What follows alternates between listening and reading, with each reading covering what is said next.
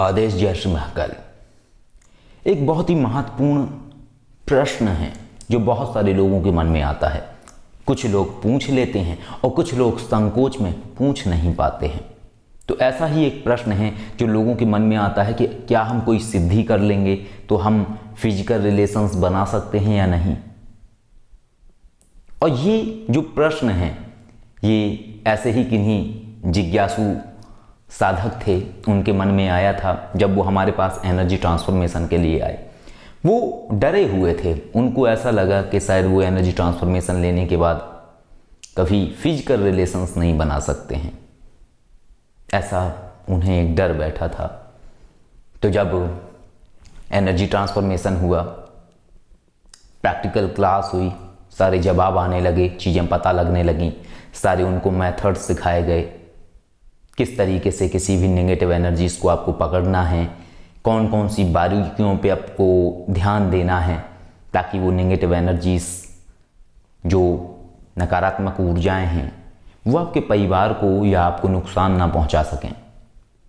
तो ये जब सब सिखा दिया गया, बता दिया गया, क्लास वगैरह हो गई उनकी, तो झिझकते हुए उन्होंने ये प्रश्न पूछा कि विश्वनाथ, क्या ऐसा है, क्या अब हम अपना जो हमारी मैरिज लाइफ है उसमें हम वो चीज़ें नहीं कर सकते हैं। वो और बड़े झिझके हुए से थे।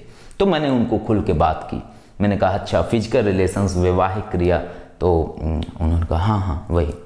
तो उनको हमने ये समझाया कि बिल्कुल आप कर सकते हैं और जैसे आपकी नॉर्मल लाइफ पहले थी आप उसी तरीके से सब चीज़ें कर सकते हैं। बस एक चीज़ की आपको गारंटी रखनी पड़ेगी कि जो आपके फिजिकल रिलेशंस हैं या जो आपके वैवाहिक संबंध हैं वो आपके अपनी पत्नी के अलावा कहीं और नहीं होने चाहिए। अगर आप ऐसा करेंगे तो जो एनर्जी आपने ट्रांसफॉर्मेशन ली है, जो शक्ति आपने ली है, जो प्रैक्टिकल्स हमने करवाए हैं, जो जवाब आपको आए हैं, ये सब आने बंद हो जाएंगे।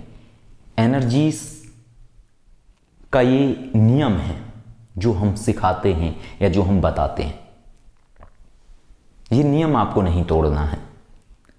शक्ति जाएगी नहीं, पूरे जीवन पर्यंत आपके साथ रहेगी, क्योंकि ये मानव शक्तियां हैं।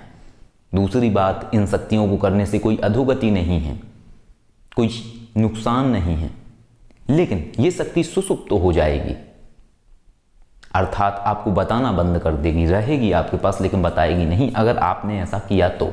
फिर उन्होंने कहा इसका कोई उपाय, तो हमने उन्हें बोला कि उपाय तो मिल जाएगा लेकिन उपाय को मत खोजिए, गारंटी लीजिए कि आप वो गलती ना करें। और बाकी आप जो अपनी पत्नी के साथ जो आपके वैवाहिक संबंध है वो आप रखिए। क्यों? क्योंकि कर्म प्रधान है और परमात्मा ने प्रत्येक मनुष्य को बनाया है, प्रत्येक मनुष्य के अंदर संपूर्ण इंद्रियों को दिया है। तो वो इंद्रियां गलत नहीं हैं, गलत है उनका प्रयोग करना गलत तरीके से और अनुचित तरीके से। यदि आप गलत करेंगे तो आप गलत हैं, और यदि आप सही करेंगे तो आप सही हैं। ऐसा नहीं है कि आप इन चीज़ों को समझ रहे हैं तो आप उस चीज़ से कंप्लीटली हट जाएं या आप वो नहीं कर सकते हैं। तो उन्हें ये बात समझ में आई, लेकिन है इस बात में कि जब आप वैवाहिक क्रिया करते हैं अपने लाइफ पार्टनर के साथ, आपकी जो पत्नी है उनके साथ या आपके जो पति हैं उनके साथ, उसके बाद आपकी जो एनर्जी है वो कम हो जाती है। और जब वो एनर्जी कम हो जाती है तो अगर आपने किसी शक्ति को किया हुआ है या कोई शक्ति है जो आपको जवाब देती हैं, वो जवाब आने बंद हो जाते हैं। तो आखिर इसका उपाय क्या है? इसका उपाय भी मैं आपको बता देता हूं। हालांकि जितने लोग एनर्जी ट्रांसफॉर्मेशन के लिए या साधना के लिए आते हैं उनको हम ये ज़्यादातर बताते हैं और पूछते हैं लोग तो हम बताते हैं, लेकिन ये सब्जेक्ट हमने आज तक शायद आप लोगों के समीप नहीं बताया है। तो आज हम आप लोगों को बता देते हैं कि जब भी ऐसा कुछ होता है आपके जीवन में तो उसके बाद जाहिर सी बात है कि आपके जो कांटेक्ट हैं या शक्ति से जो कनेक्टिविटी है वो खत्म सी हो जाती है। आपको ऐसा लगता है जैसे आप एक नॉर्मल इंसान हो गए हैं और जब आप उस दुनिया में जाते हैं तो ऐसा लगता है जैसे समझिए काम वासना ही आपके अंदर से खत्म हो गई है। और ये समझिए कि एक कोई व्यक्ति हैं, वो आए हुए थे हमारे पास, तो जब उन्होंने एनर्जी ट्रांसफॉर्मेशन लिया तो उनको जो कामुक विचार हैं वो बहुत आते थे, काम ऊर्जा बहुत उनके अंदर इतनी प्रबल होती रहती थी कि वो उसको संभाल नहीं पाते थे, और उन्होंने कहा कि हम बहुत परेशान हैं इससे।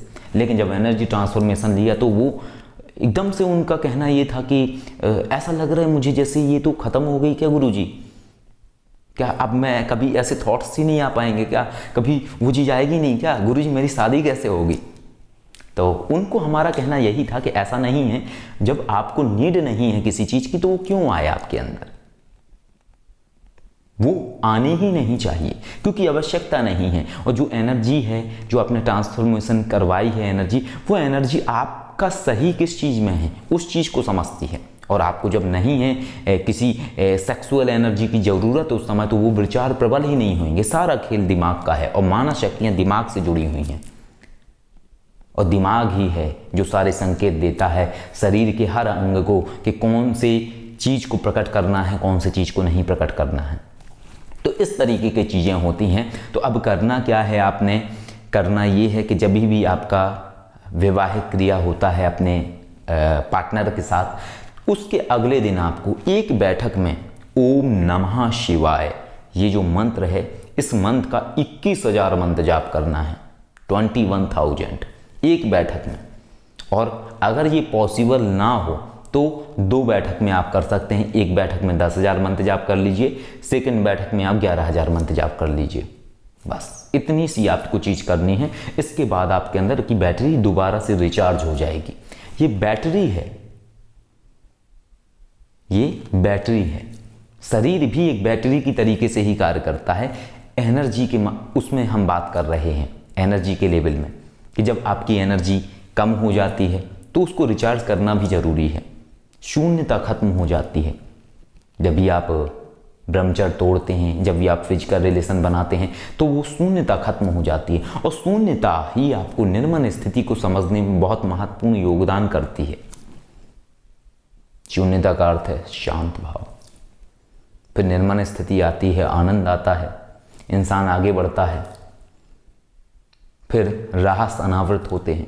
तो जब ये शून्यता ही खत्म हो जाएगी तो ये सब होगा नहीं। तो ये बातें हैं। अगर आपके साथ भी ऐसी स्थिति बन रही है तो इस बात को आप ध्यान रखिए और आप नॉर्मल जीवन को जी सकते हैं। इसमें कोई बुराई नहीं है, इसमें कोई दिक्कत वाली बात नहीं है। शक्तियां नष्ट नहीं होंगी आपकी कभी। लेकिन उचित और अनुचित का भेद अवश्य समझिए, चरित्र को जरूर समझिए। चरित्रहीनता करने से शक्तियां तो जाती ही जाती हैं। ऐसे कई लोगों के मैसेजेस आते हैं हमारे पास कि हमारे साथ 6 साल पहले बहुत अच्छे से एक शक्ति कार्य करती थी, अब शक्ति ने जवाब देना बंद कर दिया है, अब शक्ति बताती नहीं है, पहले सब पता लग जाता था। तो एक ही जवाब होता है, या तो आपने कोई गलती की है, ऐसी बड़ी गलती जो आपको नहीं करनी चाहिए, और शक्ति सुसुप्त हो गई है, जवाब नहीं आएगा, भूल जाइए। या दूसरा कारण ये है कि आपकी किसी शक्ति को किसी ने बांध लिया है, और दोनों ही चीज़ों में वजह होना जरूरी है। यदि आपकी किसी से शत्रुता नहीं है, किसी से आपका बैर नहीं है, कोई इतने ऊंचे लेवल पे आप कार्य नहीं कर रहे हैं जहाँ पे ये सब जोखिम आपको उठाना पड़े, तो सीधी सी बात है कि आपने अनुचित कार्य किया है।